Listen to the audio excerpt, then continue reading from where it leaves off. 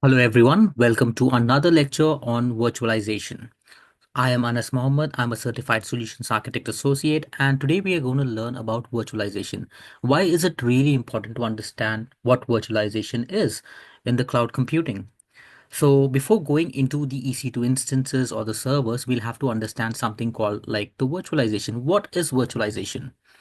So moving on, so this is a virtualization technique. Now, what is virtualization? Virtualization is actually a way where you actually create multiple virtual machines and that run on a single hardware or single server. So here what we are doing is, let's consider this is a server here, and here we will be actually having a virtualization layer, and in that virtualization we can have multiple virtual machines on that particular server. So virtualization eventually is a software that we actually install. It can be either on the hardware or it can also be on the operating system.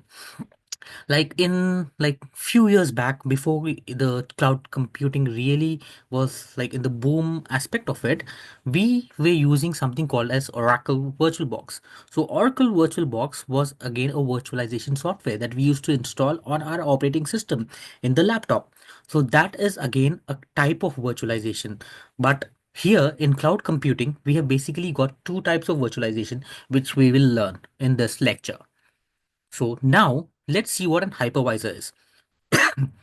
So hypervisor is a software, okay, which is used to create virtual machines. So hypervisor is something that is helping you to create virtual machines on one dedicated host or one server. So the any request that goes through would actually pass through the hypervisor and go through the virtual machines here. So now let's consider the types of hypervisor that AWS has got. Basically, there are like two types of hypervisor that AWS or like cloud providers provide. First one is type 1 hypervisor and the second one is the type 2 hypervisor.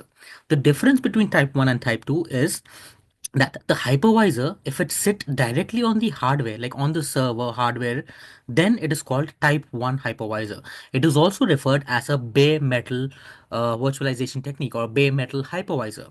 But in the second type of the hypervisor, if the hypervisor is actually on the operating system, like the Oracle VirtualBox that we actually install on our laptop for using like Windows as well as Linux on one dedicated host or one device, then that is called type 2 hypervisor, or it's also referred as the hosted hypervisor. Eventually, AWS was using something called as the Zen hypervisor, but now they have moved into something called the Nitro system uh, hypervisor technique right now.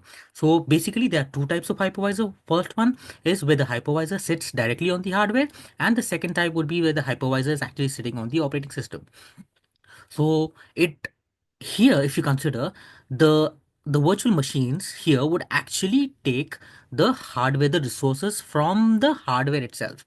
So like the hardware would be actually allocating the resources to this virtualization virtual machine, and then from here also it will be actually giving the resources and distributing the resources to the various types of virtual machines that we have got on a single dedicated host. So this is a virtualization technique that we actually use in cloud computing. Let's see the benefits of the virtualization. So virtualization has got many benefits. Firstly, easily you can actually share the resources. Like you don't really have like one server would actually launch one instances, but by using the hypervisor and the virtualization technique, you can have multiple virtual machines on a single server. So this is one of the benefits of virtualization where you can actually scale up the resources. You can have any number of, let's say, the virtual machines on one server. So the other important thing is like there's less wastage. So let's see, we are doing auto scaling on the virtualization. So we can create number of servers based on the load that are actually coming to our servers. And when the load actually decreases, we can actually decrease the number of servers that we have got as well. So this is again a concept called elasticity, which would be covered in like a few minutes now. Now moving on, it's like low operating source cost. Because if you have one server and that has got only one VM running on it, then the cost would be very high. But we have got multiple virtual machines running on one server, then the operating cost would be very low comparatively. And it is environmental friendly. So so let's consider, like, concluding it, I would like to say that cloud computing is actually a virtual pool or an on-demand share of resources where we can deploy rapidly at a scale. So you can deploy, like, let's say, like storage, networking. You can just do like load balances, everything at a very, very good pace. Now, moving on, after understanding what virtualization and hypervisor is, we'll have to move on to something called the scalability in the cloud. So here, let's understand the concepts of scalability, elasticity, and high availability. So, what is scalability and what is elasticity? So, these things are very important if you are actually working as an architect where you're designing the infrastructure in a way, because the clients would eventually want your servers or your applications to be up and running. So this is the concept of something called the elasticity, the scalability, high availability. What are the components of it? Let's learn in this lecture. So elasticity is a way wherein you can actually scale up the number of the EC2 instances and increase the number of instances or decrease the number of instances based on the load. Like, let's consider, like, here you've got a load that is coming into the EC2 instances and the load is higher. So if the load is higher, we would be needing more servers.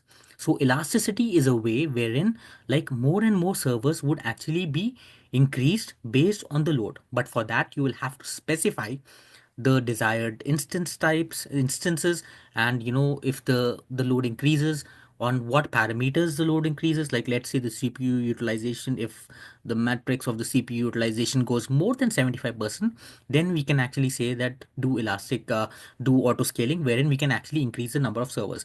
And if the load actually decreases less than like 65%, then decrease a server. So this is called elasticity. Elasticity is a way of increasing or decreasing the number of servers based on the load or the incoming traffic coming into the servers. This can be achieved by something called the auto scaling. So auto scaling is a way wherein actually you give, the launch instances, wherein you specify the instance type, the instance size, the load, the key pairs, the security pairs, and everything. So when the load increases, it would actually trigger the SNS topic, and then it will actually trigger the CloudWatch matrix as well, and then the auto scaling. So an another instance would actually be created because of the auto scaling. This is called elasticity. But what is scalability now? So scalability is referred to vertical scaling, elasticity is referred to as horizontal scaling. So scalability is a way where you increase the size of the server. So let's consider if you're using 1 GB, 1 GB RAM or 1 GB hard disk CPU and this. So by scalability, what we can do is we can actually increase the size of the server and decrease the size of the server. So we eventually increase or decrease size of the server. But, like, for scalability, we only tend to increase the size of the server. The capacity of the server that we need would actually be increased, and we don't eventually like come back again or like decrease the size of the server. So this is called scale up and scale down. So elasticity is a way wherein actually you decrease or increase the number of servers. Scalability is the way where you actually increase the capacity of the server. Like, if you're using 1 GB CPU and then 1 GB RAM, you increase it to like 32 GB RAM, then 64 GB hard disk. So this is scalability. So now, high availability is the period of time where your service is actually available over a period of time for the customer. So what is the downtime? Downtime is the service where the application or the server is not available to the customer. That is called downtime. So high availability can be achieved by using three things. First is redundancy, second is monitoring, and third is failover. Now, let's understand what are these things. Let's consider we have got a server here. So if we have got a server here and that has got the application running in here, now if we want this scalability, okay, what we do is here we increase or decrease the number of servers. Okay, so we are increasing the number of servers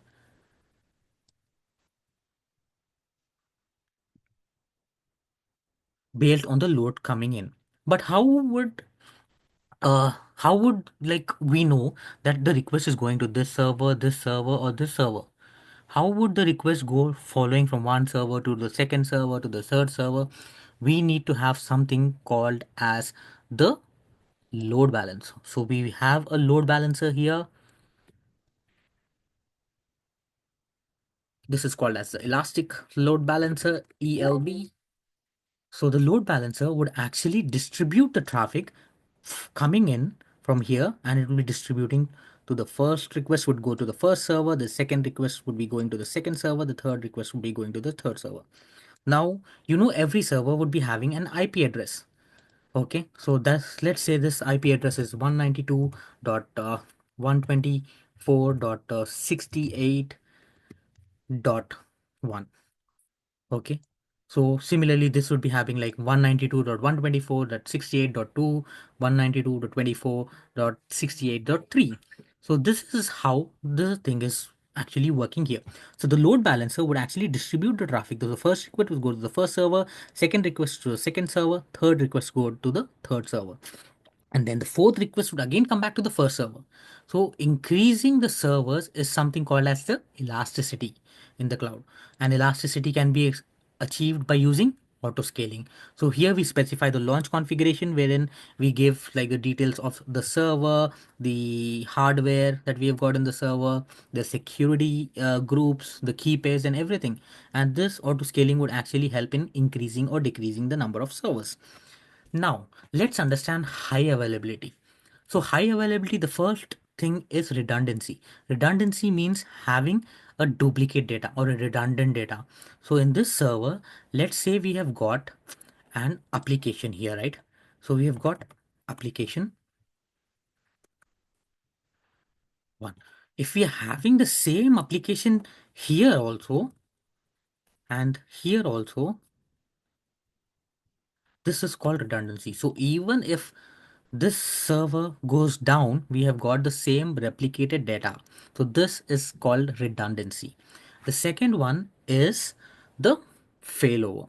Now let's consider if we have got one of the server which is not working. Okay, if this is not working, then the request would actually go down to this server, and then the request would go on to this server. So this is called failover, wherein if one of the servers is not working, the other two servers would actually go and take the request. But how would we know that if the server is not working or the application is not working? This can be done by something called doing the health checks. So here, this AWS ELB would do the health checks on the application that we have got. Okay, so let's see.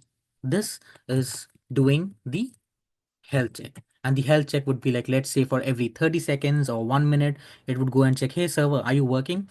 Is the application working? And the health checks are actually done by something called the load balancers. So load balancer would do the health checks. It also does, it also transfers the request coming from one server.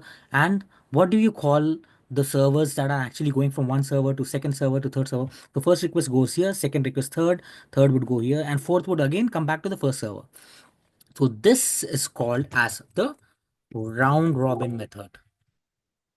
Round robin method, wherein first request would go to the first server, second request second, third request to the third, and then the fourth would come back to the first server. So it does it in a round robin method. So we have done failover, we have done redundancy, and high availability.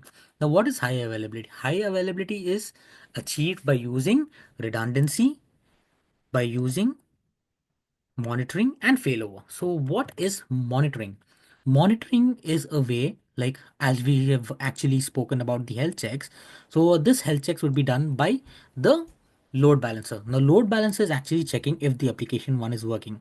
Okay, it would come back after 30 seconds again, because we have configured it like 30 seconds for the health check. It would come back again and see that the application is working. And if the application is working, then in that case, How would the load balancer know that the application is working? It would send a request or a success, a code, which is 200. Okay. So that is means that the application is actually working. The status code would be 200. But if it's not working, it would say that 404, page not found error or stuff. So that we also come to know that this application is not working. But because of the high availability, wherein we have got multiple servers, and if this server is not working, and the other servers can take the request. So this is called failover. Redundancy is having the same application on multiple servers so that the request can go from one server to second to third. So having the same application run on multiple servers is called redundancy. Monitoring is the way of actually monitoring the application if it's working, and this can be done by the elastic load balancer, which does the health checks. So it will check the application if it's working or not, and then after getting the success code 200, it says it's working, and it will be sending the request to the application server. So high availability, scalability, as well as monitoring, this can be achieved by using elastic load balancer. So to wrap up, I would say first we actually spoke about the hypervisor, where hypervisor is responsible for creating multiple virtual servers or virtual machines on a single host. And we spoke about the bare metal virtualization, wherein the hypervisor sits on the hardware, and the other type is where the operating system is below the hypervisor. So the hypervisor sits on the operating system, like we've got the virtual box, Oracle virtual box.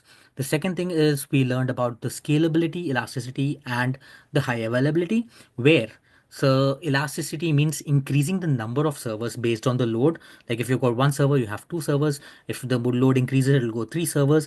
And the scalability is a way where you increase the size of the server. So if it's like 1 GB RAM, we increase it to like 32 or 64 GB RAM. So this is called scalability. And high availability is redundancy, having a copy of the same application into multiple instances. It might be in the same availability zone or a different availability zone. And the second thing is the monitoring, like ELB actually does the health checks to check whether the application is running or not. The failover. Failover, if one of the instances is not working, it would actually go to the second instance or the third instance, and then actually we have our application up and running. So high availability would actually be done by redundancy, monitoring, and failover. And thank you very much for having listening to my lecture. And we would be getting back with the next lecture, which would be about the EC2 instances, how we create an EC2 instance. Hope you like the lecture, and thank you very much.